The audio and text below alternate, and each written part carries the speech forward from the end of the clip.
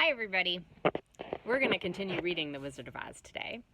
Yesterday we came across a word that we didn't know, and it was the word garret. And so when I come across a word I don't know, I remember it and then I figure it out. So a garret is an attic, and an attic is like the top part of a house. Not all houses have attics. My house doesn't have an attic, but maybe yours does.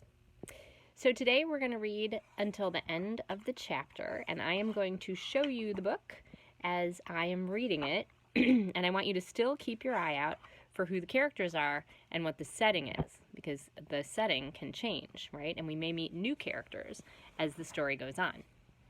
So last time, you should have responded that we met Dorothy, who is the main character, and Uncle Henry, and Aunt Em, and the little dog that we saw. So here's the page we read yesterday. And here's that word garret that we didn't know, and it means attic. And that must be Dorothy and her little dog Toto. He is cute. And it looks like they're on a prairie, and it says here that they're in the Kansas prairie. So that's the setting for right now. And she sure looks happy, doesn't she?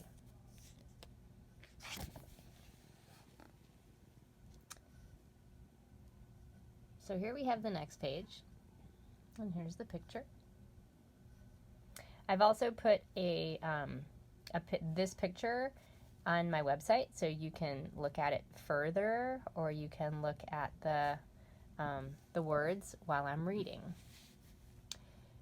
When Dorothy stood in the doorway and looked around, she could see nothing but the great gray prairie on every side.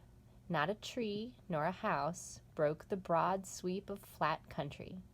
The sun had baked the plowed land into a gray mass. Once the house had been painted, but now it was as dull and gray as everything else. When Aunt Em came there to live, she was a young, pretty wife, but the sun and wind had changed her too. They had taken the sparkle from her cheeks and eyes and left them gray. She never smiled.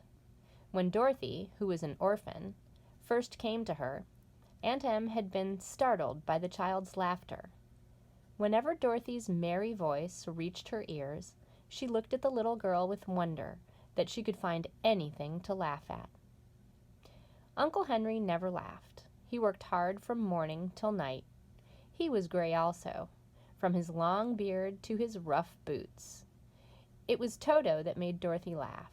Toto was a little black dog with long silky hair and twinkling black eyes. Toto played all day long, and Dorothy played with him and loved him dearly.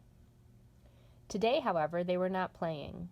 Uncle Henry sat upon the doorstep and looked anxiously at the sky.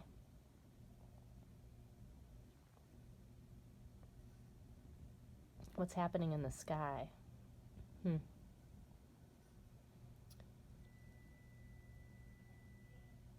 Dorothy stood in the door with Toto in her arms and looked at the sky, too.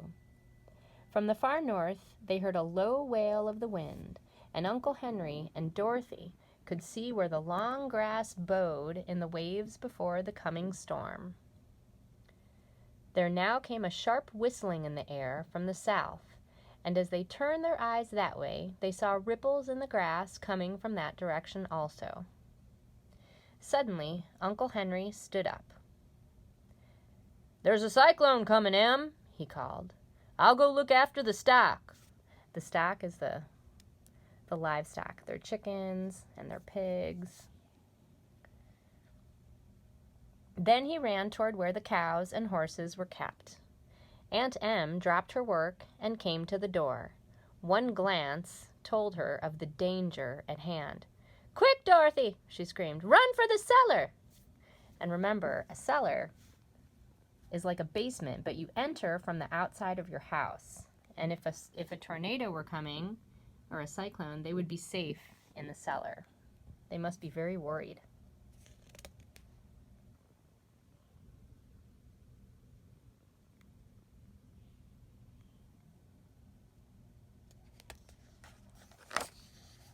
Oh my.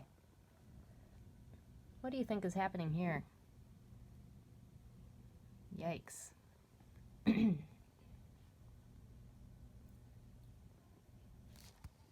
Toto jumped out of Dorothy's arms and hid under the bed.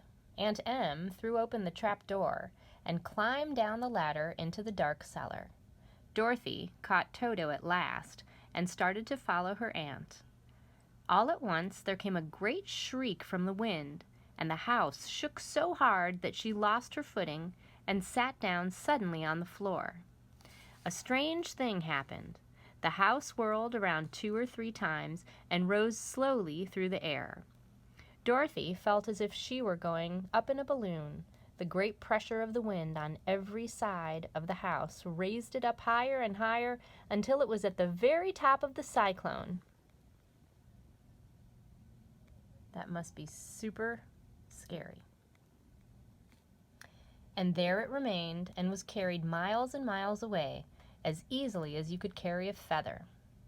It was very dark, and the wind howled horribly around her, but Dorothy found she was riding quite easily. After the first few whirls around, she felt as if she were being rocked gently. Hour after hour passed, and Dorothy got over her fright, but she felt quite lonely, and the wind shrieked loudly all about her.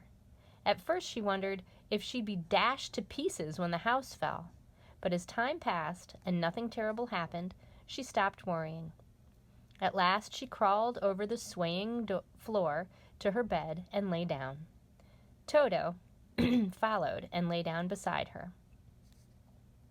In spite of the swaying of the house and the wailing of the wind, Dorothy soon closed her eyes and fell fast asleep. Well, that doesn't seem to make sense, does it? Do you think you would be fast asleep if you were in a cyclone in your house? Wow. There she is. Fast asleep. I wonder what's going to happen. So this is the chapter that we'll read the next time. Very interesting.